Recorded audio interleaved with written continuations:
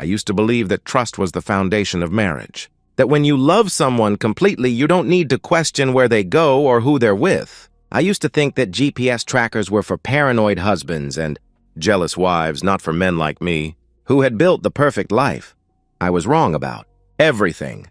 The day I opened that Amazon package and held a small black tracking device in my hands, I crossed a line I never thought I'd cross.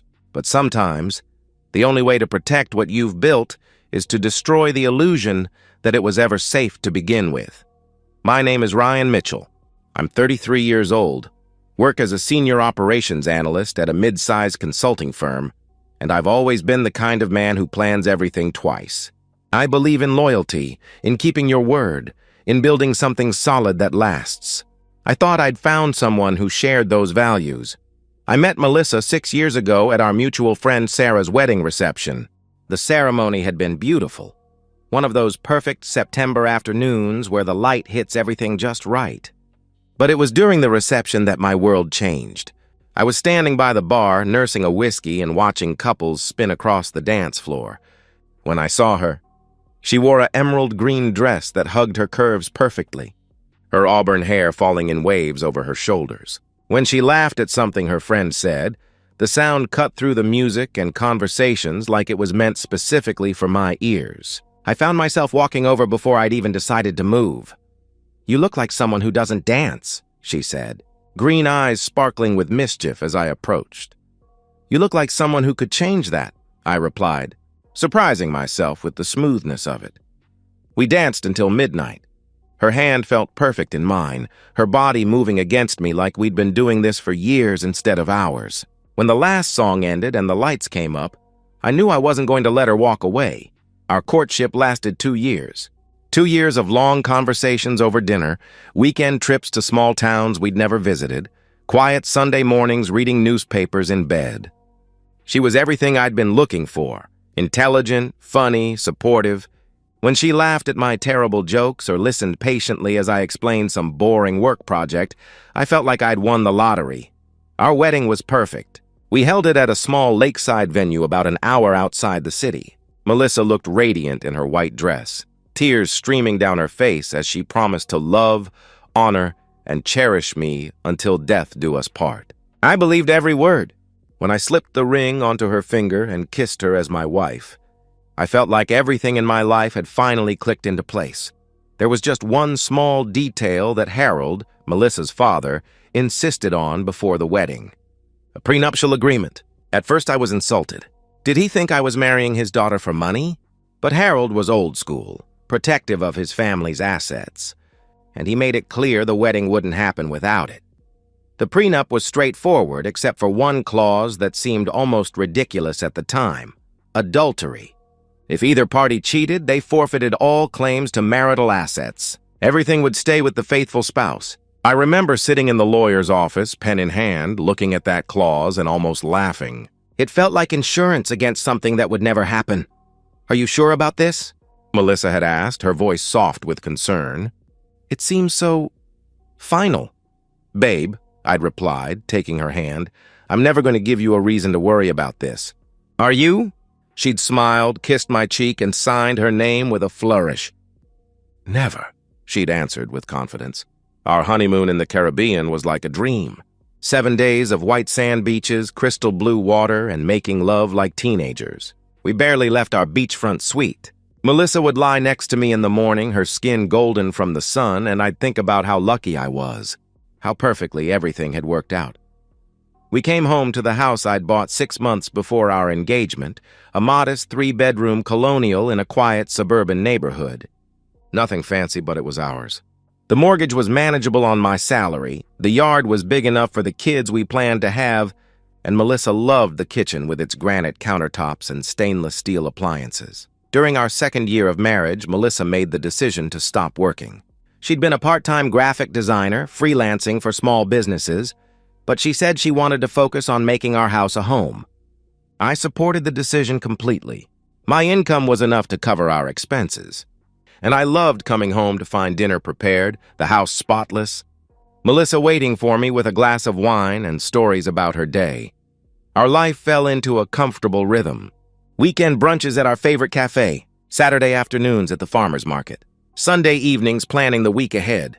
We talked about starting a family, maybe taking a European vacation next summer, possibly upgrading to a bigger house in a few years. Everything felt stable, secure, perfect. But 6 weeks ago, something shifted. It started small, so small I almost missed it.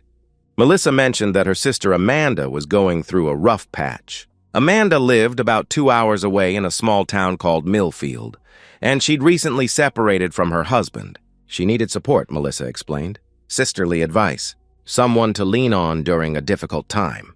At first, the visits seemed reasonable. Once a week, maybe twice. Melissa would drive out on a Saturday morning, spend the day with Amanda, and come home by evening. She'd tell me about their conversations, how Amanda was holding up, what they'd done together. Shopping, long walks, heart-to-heart talks over coffee. It all seemed perfectly normal. But then the frequency increased. What had been weekly visits became twice a week, then 3 times. The trips got longer, too. What used to be day trips became overnight stays. Melissa would pack a small bag, kiss me goodbye Friday evening, and not return until Sunday afternoon. Amanda really needs me right now, she'd explain, her voice soft with concern.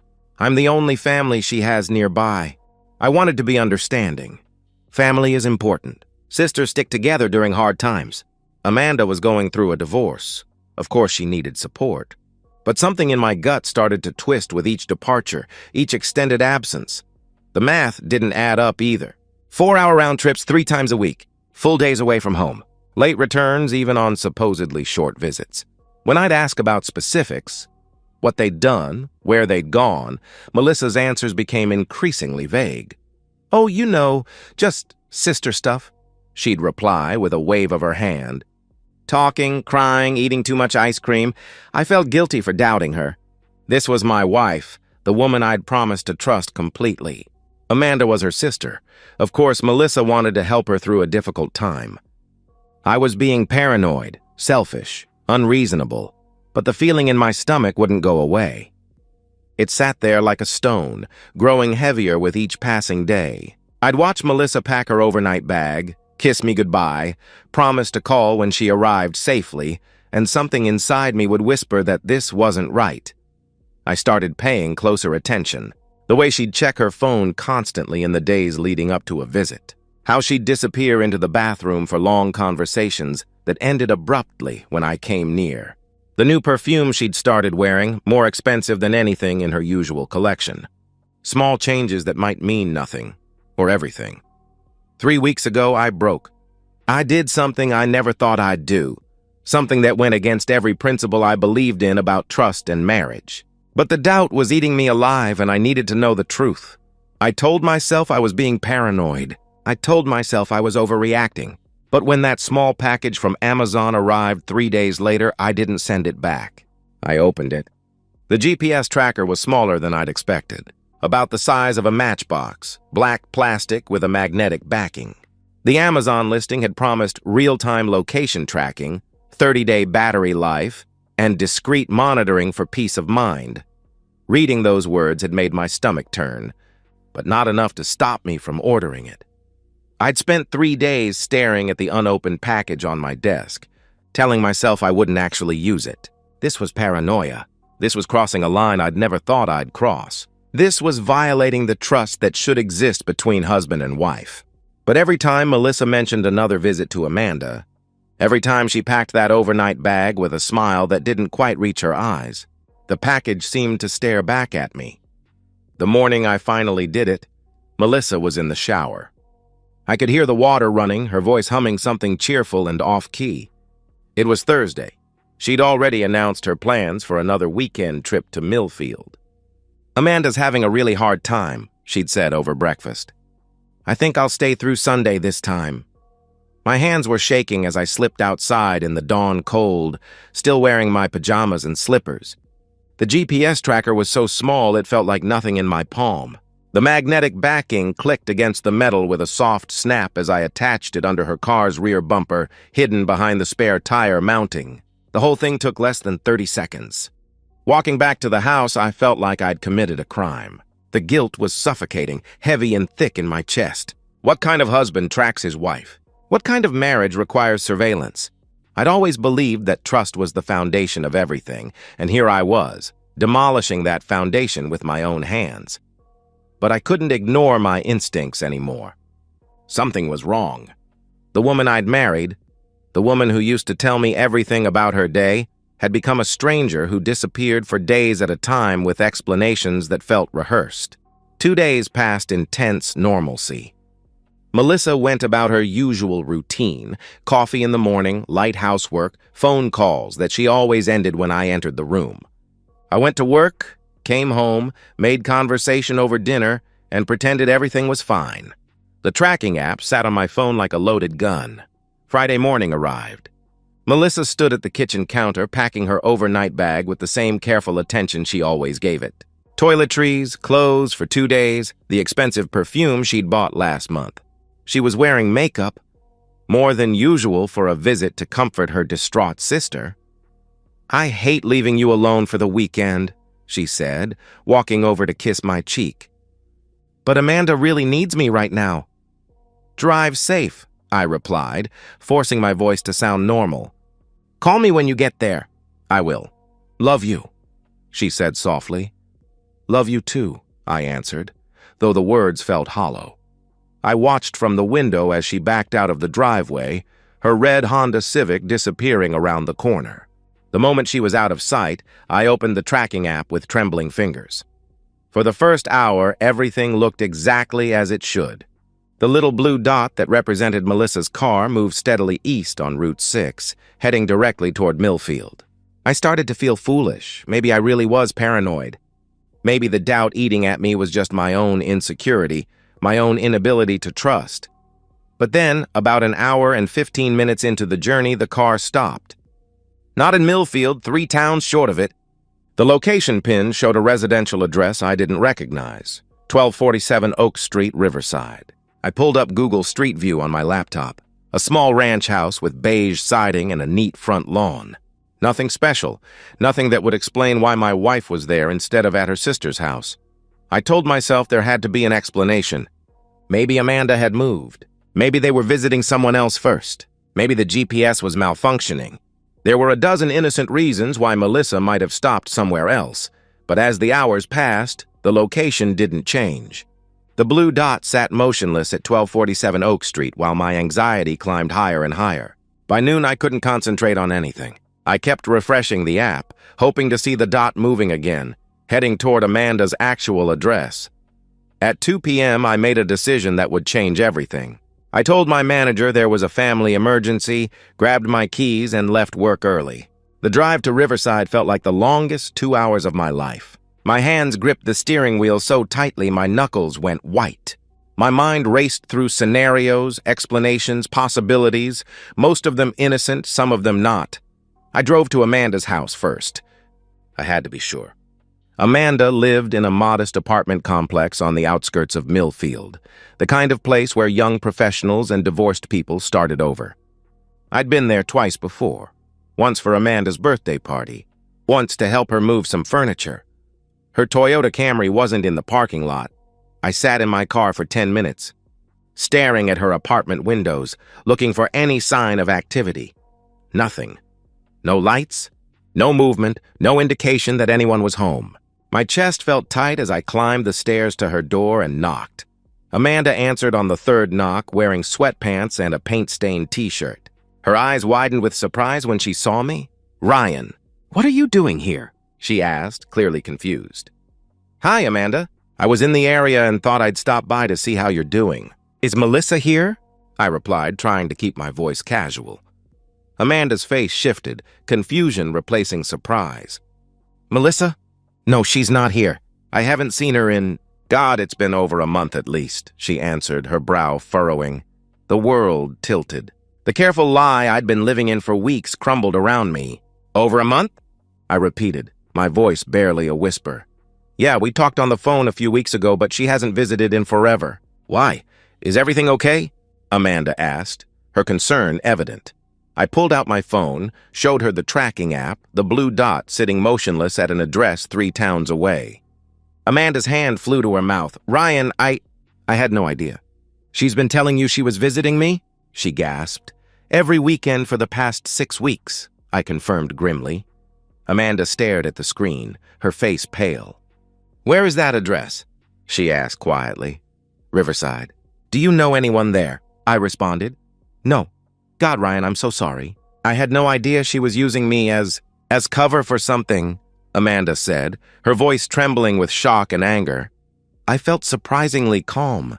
The panic, the anxiety, the weeks of doubt, all of it crystallized into cold, hard certainty. I knew what I had to do next. I made the phone call right there. Standing in Amanda's living room. Casual. Loving. Just checking in. Hey, babe. Melissa's voice was bright and cheerful through the speaker. I was just thinking about you. How's Amanda doing? I asked, keeping my voice steady. Better today? We're having tea and talking through some things. It's really helping her, I think, she lied smoothly.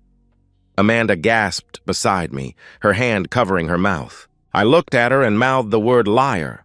That's good to hear. Give her my love, I replied, maintaining my composure. I will.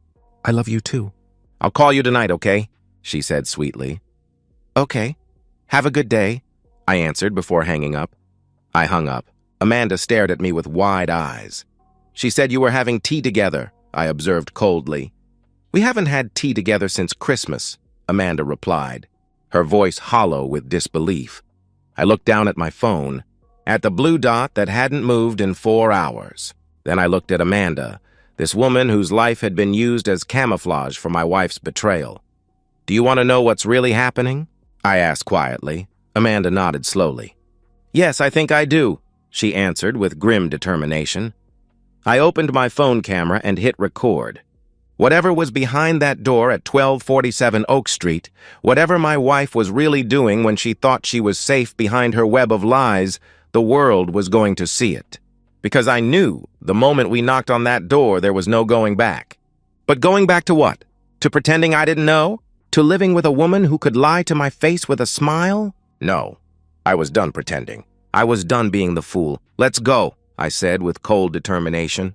The drive to 1247 Oak Street took 20 minutes, but it felt like hours. Amanda sat in the passenger seat, her hands twisted in her lap, stealing glances at me every few seconds. I could feel her tension, her disbelief that her sister could have used her as an alibi for whatever we were about to discover. Ryan, she said as we turned onto Oak Street, what if we're wrong? What if there's an explanation? I didn't answer immediately. The blue dot on my phone hadn't moved in 6 hours. My wife had lied about her location, lied about who she was with, lied about what she was doing. There was no innocent explanation left. The neighborhood was quiet. Modest ranch houses with small front yards, the kind of place where working-class families raised their kids and minded their own business. Number 1247 sat at the end of a cul-de-sac, its beige siding and brown shutters making it indistinguishable from a dozen other houses on the street. Melissa's red Honda Civic sat in the driveway. I parked across the street and turned off the engine. For a moment, we just sat there staring at the house. My heart was pounding so hard I could feel it in my throat. This was it. This was the moment that would either prove my paranoia or destroy my marriage. Are you recording? Amanda asked quietly. I held up my phone. The camera was already running. Everything. We got out of the car and walked across the street. Each step felt deliberate, final, like crossing a bridge that would burn behind us. The front yard was neat, well-maintained. A small garden bloomed with late-season flowers. Wind chimes hung from the porch, creating a gentle melody in the afternoon breeze. It looked so normal, so innocent. Amanda reached the door first. She looked back at me once and I nodded. Her knuckles rapped against the wood 3 times. Footsteps inside. Movement. The sound of someone approaching. The door opened. Melissa stood there in a silk robe, navy blue with delicate lace trim. Something I'd never seen before. Her auburn hair was tousled, makeup smudged around her eyes. For a split second, her face showed nothing but casual curiosity, the expression of someone expecting a delivery or a neighbor. Then recognition hit her like a physical blow. Her green eyes went wide with shock, then terror. Her mouth opened and closed without sound. Color drained from her face until she was pale as paper. She gripped the door frame with one hand, the other clutching the robe closed at her throat. "Ryan," she whispered. Then louder, panicked, "Ryan, what are you? How did you—" "Hello, sweetheart," I said, keeping my voice calm and my phone steady. "Having tea with Amanda?" Amanda stepped forward, her face twisted with fury. "You lying witch!" she spat. Melissa's eyes darted between us, desperate calculation replacing shock. She was trying to find an angle, a story, some way to explain this away. "I can explain," she stammered. "This isn't what it looks like. I was just—" A man's voice called from somewhere inside the house. "Babe, who's at the door?" The words hit like a sledgehammer. Melissa's face crumpled. Whatever story she'd been constructing died on her lips. There was no explaining away a man calling her babe while she stood at his door in a silk robe at 3 in the afternoon. "Her husband," I called back, loud enough for whoever was inside to hear clearly. The footsteps that followed were different, heavier, hurried, confused. Then a man appeared behind Melissa, shirtless, wearing only jeans that weren't fully buttoned. He was tall, lean, probably in his early 30s. Dark hair, stubbled jaw, the kind of conventionally handsome that made me understand immediately why my wife had chosen him. His eyes went wide when he saw me. "Oh, hell," he breathed. "Yeah," I agreed coldly. "Oh, hell." I pushed past Melissa into the house, my phone camera capturing everything. The living room was small but tidy, decorated with the kind of generic furniture you'd find in a rental. But what caught my attention were the details that spoke of intimacy. 2 wine glasses on the coffee table, Melissa's purse on the couch, her clothes in a neat pile on the floor. "Ryan, please," Melissa said behind me, her voice breaking with desperation. "Let me explain. It's not what you think." I turned to look at her. "What do I think, Melissa?" I asked with cold precision. She opened her mouth, then closed it. What could she say? That she wasn't having an affair? That the silk robe belonged to someone else? That the man standing half-naked in the doorway was just a friend? The man, Craig, I'd learn his name later, tried to take a step forward. "Look, man, I didn't know she was—" he began nervously. I moved faster than I'd intended. My hand shot out, grabbing him by the throat, slamming him back against the wall. The impact rattled a picture frame, sent it crashing to the floor. "Don't," I said, my voice low and dangerous. "Don't say a word." Craig's eyes bulged. He clawed at my hand, trying to speak, but I tightened my grip. Behind me, Melissa screamed for me to stop, but her voice sounded far away. All I could see was, this man, this stranger who'd been with my wife while I worked late nights to pay for the house she came home to. I drew my fist back and drove it into his stomach, hard. Craig doubled over, gasping, and I let him drop to his knees. Then I kicked him in the ribs, not hard enough to break anything, but hard enough to send a message. "Ryan, stop!" Melissa lunged toward me, but Amanda caught her arm firmly. "Don't you dare!" Amanda snarled, and her hand cracked across Melissa's face. The slap echoed through the room.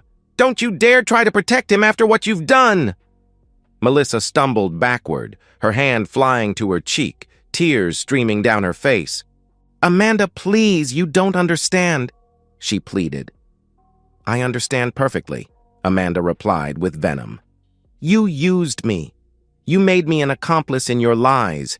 You let your husband think you were taking care of me while you were here sleeping with this piece of shit." I stood over Craig, who was still gasping on the floor, and looked down at him with cold satisfaction. "What's your name?" I demanded. "Craig," he wheezed painfully. "Craig Dawson." "Well, Craig Dawson, this is what happens when you meet with another man's wife," I stated matter-of-factly. I kicked him once more, harder this time, right in the stomach. He curled into a ball, retching. Then I turned to Melissa, who was sobbing against the wall, her perfect facade finally cracked beyond repair. "We're done," I said, making sure the camera captured her face. "Do you understand me? We are done." I walked toward the door. Amanda followed. Behind us, Melissa collapsed to her knees, begging, sobbing, reaching out like she could somehow pull me back. "Ryan, please, I can change. I can fix this. It was a mistake," she cried desperately. I paused at the doorway, turned back to look at her one last time. She looked small, broken, nothing like the confident woman who'd kissed me goodbye that morning with a smile and a lie. "Go back to Craig," I said with finality. "You made your choice." I walked out of that house and didn't look back. Amanda followed, slamming the door behind us. We got in my car in silence. I stopped the recording, checked to make sure the video had saved properly, then started the engine. The drive home was a blur, but my mind was crystal clear.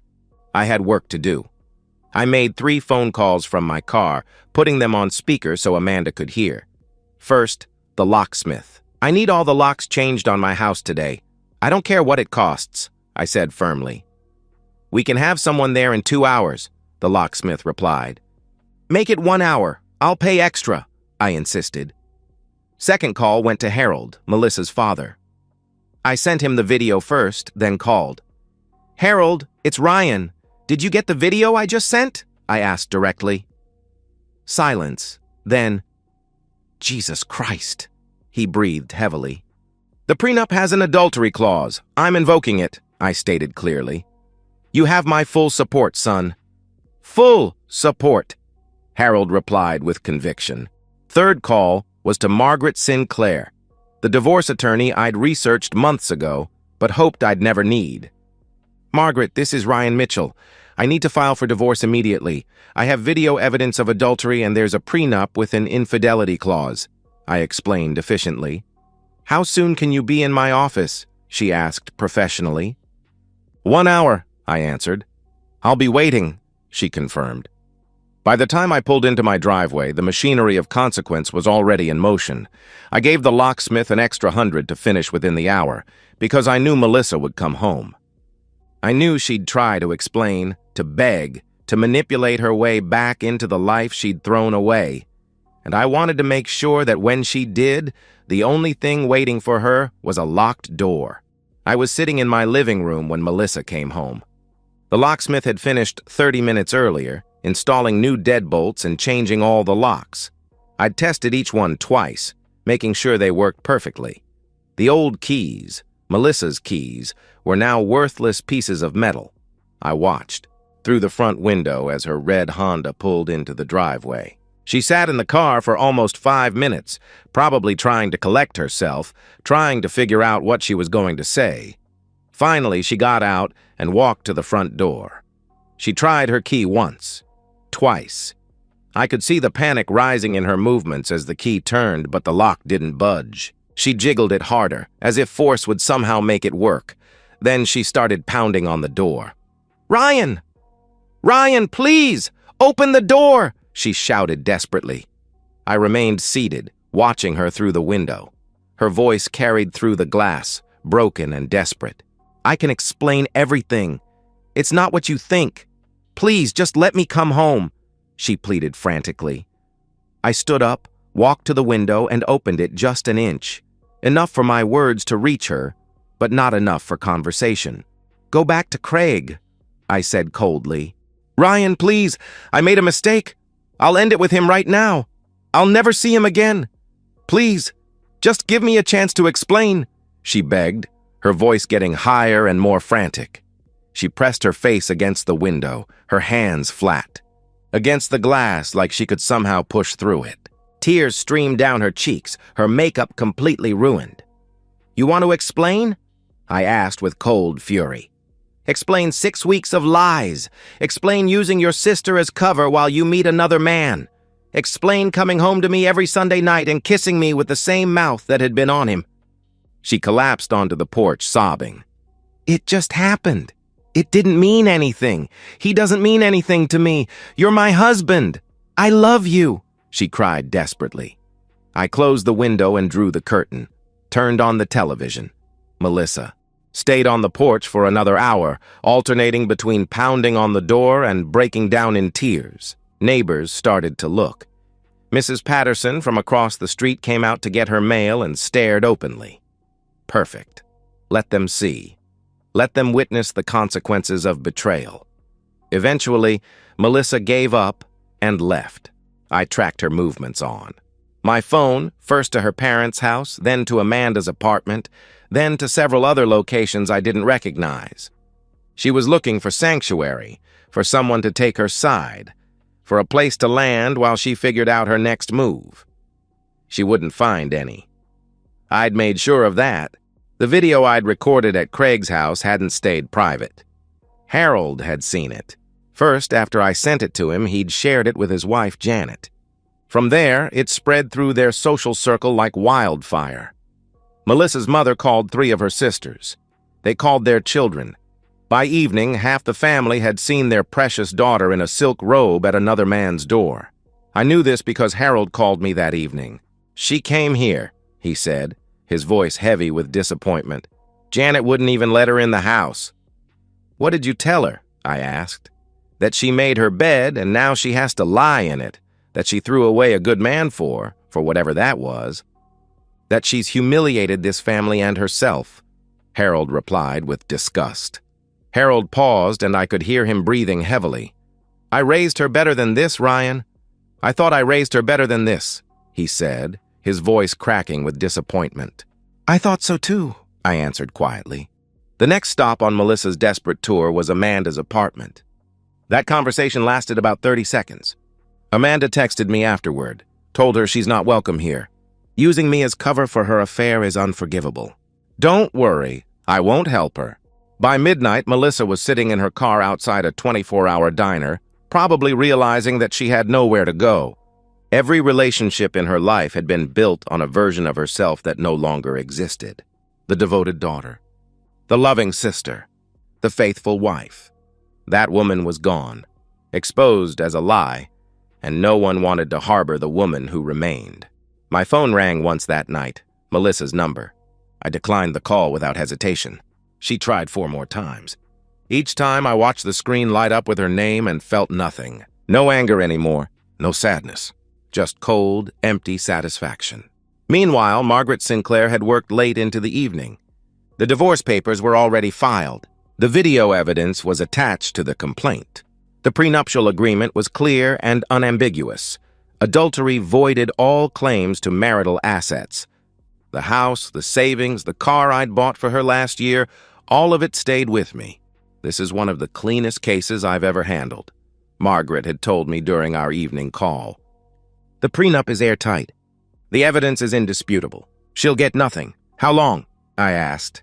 60 days, maybe less. "She can contest it, but with that video, no judge in the country would side with her," she replied confidently. 60 days. In 60 days, everything I'd built would be legally, permanently mine again. The house I'd saved for, the future I'd planned, the life I'd worked to create. All of it protected by a contract Melissa had signed with confidence, never imagining she'd be the one to trigger its most devastating clause. I sat in my house that night, quiet, organized, untouchable. The locks were changed. The papers were filed. The evidence was documented. Melissa was somewhere out there, probably in a motel room, realizing that some mistakes don't come with second chances. They come with consequences that last forever. 6 months have passed since the divorce was finalized. The process was exactly as swift and brutal as Margaret had predicted. Melissa received nothing under the prenup terms. No house, no savings, no alimony, no shared assets. Every dollar I'd earned during our marriage, every possession I'd acquired, every investment I'd made stayed exactly where it belonged, with me. The judge had been unmoved by her tears, unimpressed by her attorney's arguments about emotional distress and temporary insanity. The video evidence was damning. The prenuptial agreement was crystal clear. The law was simple. She committed adultery. She forfeited everything. I know where she ended up because this is a small enough area that word travels. After that first night in the motel, she found a studio apartment on the rough side of town, the kind of place where the rent is cheap because nobody else wants to live there. 600 square feet, thin walls, a parking lot full of rusted cars and broken dreams. She works now. Has to. There's no family money coming her way, no friendly divorce settlement, no graceful landing. She waitresses at a diner on Route 9, the kind of place that serves coffee and eggs to truckers and third-shift workers. I drove by once, not to see her, just happened to be in the area, and caught a glimpse of her through the window. Hair pulled back in a ponytail, wearing a uniform with someone else's name on it. Refilling coffee cups for customers who probably don't tip well. The apartment, the job, the complete absence of the comfortable life she'd taken for granted. It's poetic justice in its purest form. She traded everything stable and secure for a few stolen afternoons with Craig Dawson. She thought she could have both. She was wrong. Craig, it turned out, had been married too. His wife Laura found out about the affair 2 days after I did. Apparently, Craig confessed everything in a panic, thinking honesty might save him. It didn't. Laura filed for divorce immediately, took half his assets, and moved back to her mother's house with their twin daughters. Craig's life imploded in perfect parallel to Melissa's, though he had less to lose to begin with. Melissa tried reaching out to me exactly once in those 6 months, a long text message that I deleted without reading. Then I blocked her number. Not out of anger, anger would imply I still felt something. I blocked her out of completion. She was no longer my wife, no longer my problem, no longer even my history worth preserving. Her parents still won't speak to her. Harold told me at the grocery store last month that she tried calling on his birthday. Janet hung up immediately. Some things can't be forgiven, Harold had said, shaking his head. Some choices have permanent consequences. Amanda moved away entirely. Took a job in another state, started fresh somewhere Melissa couldn't find her. Before she left, she told me she'd never forgive herself for unknowingly enabling the affair. I told her she had nothing to forgive herself for. She was as much a victim of Melissa's lies as I was. As for me, my life has found its rhythm again. The house is quieter now, but peaceful in a way it never was during those last few months of my marriage. I've started dating casually, nothing serious yet, but I'm not in a rush. Trust will come slowly this time if it comes at all. Some scars change how you love forever. Work has gone well. I received a promotion 3 months after the divorce. Senior project manager, substantial raise, corner office with windows that look out over the city. I'm considering adopting a dog. A German Shepherd, maybe? Something loyal. Something that won't lie to me about where it's been. The back porch has become my favorite spot, especially at sunset. I sit there most evenings with a beer, watching the light fade over the property I worked years to buy, thinking about the difference between building something and destroying it. Building takes time, patience, careful planning. Destroying takes one moment of selfishness, one bad decision, one broken promise. The GPS tracker is still in my desk drawer somewhere, though I haven't thought about it in months. I don't need it anymore. It served its purpose. It revealed the truth that set me free. Sometimes I think about that moment when I opened the package, the hesitation I felt, the guilt about crossing that line. Now I understand it wasn't crossing a line. It was protecting what I'd built from someone who was already destroying it. Last week, I was sitting on that porch at sunset, cold beer in hand, watching the sky turn gold and crimson. I pulled out my phone and scrolled to Melissa's contact, still blocked but still there. For 6 months, I'd carried that digital ghost of our marriage, her number preserved like evidence of something that used to matter. I deleted it entirely. Not her messages, not just the block, the contact itself.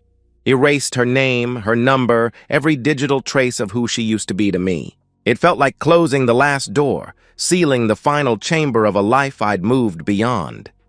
She's not my wife anymore. She's not my problem. She's not even my history worth remembering. She's just someone who made a choice and lived with the consequences. Someone who thought she could have everything and ended up with nothing. Someone who learned too late that some doors, once closed, never open again.